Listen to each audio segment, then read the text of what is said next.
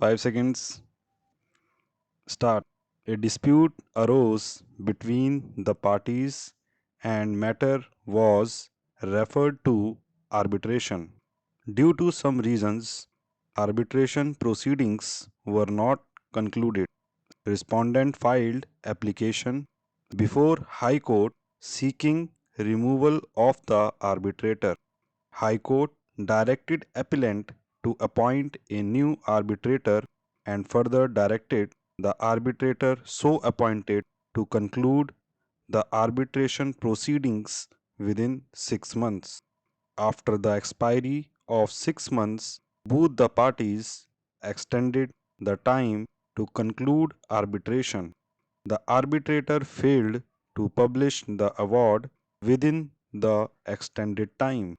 Respondent filed application before High Court for a declaration that the mandate of the arbitrator stood terminated.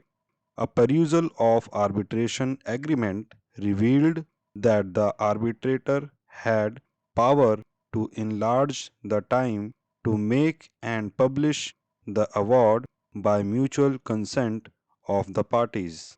Therefore, without the consent of both the parties to the dispute, arbitrator had no power to further extend the time beyond that which is fixed. It is an admitted position that the respondent did not give any consent for extension of time. Thus, the arbitrator had no power to further enlarge the time to make and publish the award, and therefore his mandate had automatically terminated after the expiry of the time fixed by the parties to conclude the proceedings.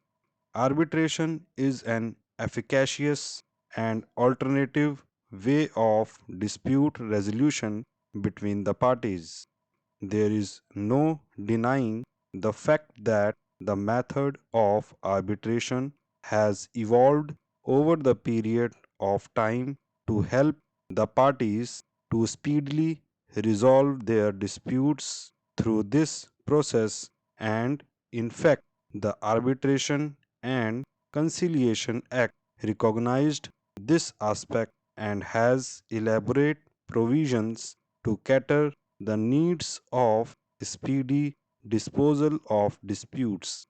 The present case illustrates that in spite of adopting this efficacious way of resolving the disputes between the parties through the arbitration process lingered on for a considerable length of time, which defeated the notion of the whole process of resolving the disputes through arbitration. The contention of the appellant, therefore, cannot be justified that since the dispute was highly technical in nature, it had to be dealt with elaborately by the arbitrator and that he was justified in being late. High Court correctly fixed the time for the arbitration to be concluded within a period of 6 months from the appointment of the fourth arbitrator, considering the time that was spent for the arbitration process prior to his appointment being a technical and complex issue. Even assuming that the arbitration process involved highly technical and complex issues which was time consuming, even then it was open for the arbitrator or for the parties to approach the court for extension of time to conclude the arbitration proceeding, which was not done either by the arbitrator or by any of the parties. As correctly noted by High Court in its impugned judgment, there was no cogent reasons for the delay in making and publishing the award by the arbitrator.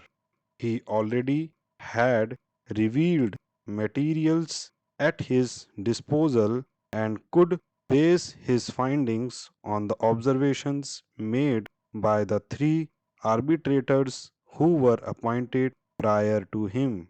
It has been correctly observed by the High Court that the arbitrator had become functus officio in the absence of extension of time beyond 30th of September 2005 to make and publish the award. After the said date, the arbitrator had no authority to continue with the arbitration proceedings. The learned counsel, appearing on behalf of the appellant, argued that in the absence of any statutory period prescribed under the Act for rendering an award, the direction of the court to conclude the arbitration proceedings within the time prescribed by it would not make an award passed beyond the time so prescribed null and void. He further argued that the High Court was wrong in not extending the time fixed by it in the order for early conclusion of the arbitration proceedings and terminating the mandate of the arbitrator when neither the Act nor the arbitration agreement prescribed any time for making and publishing the award. So far as this decision is concerned, we may keep it on record that this decision was rendered under the Arbitration Act of 1940 and not under the present Act with which we are only concerned. In view of our reasoning given hereinafter and in view of the facts involved in this case, we do not find any ground to rely on this decision of this court for the purpose of this case. We have carefully gone through para 8 of the decision relied on by the learned counsel for the appellants. We may not forget that we are concerned in this case with the Arbitration Act 1894. Without going into the details of this decision, we may simply say that this decision cannot have any direct application